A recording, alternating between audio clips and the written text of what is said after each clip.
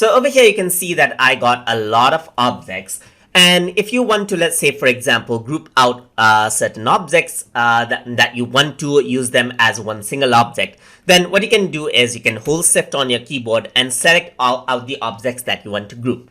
So once you do that, what you can do is you can right click and you have group as an option, as you can see right here. So if I were to click on group, then what happens is that the contents group out right here, and you can go around and you can use this out as a single object, as you can see right here. So you have all the options like rotation and everything, and it works out as a single object. If you want to ungroup it out, again, you can right click and ungroup this out right here.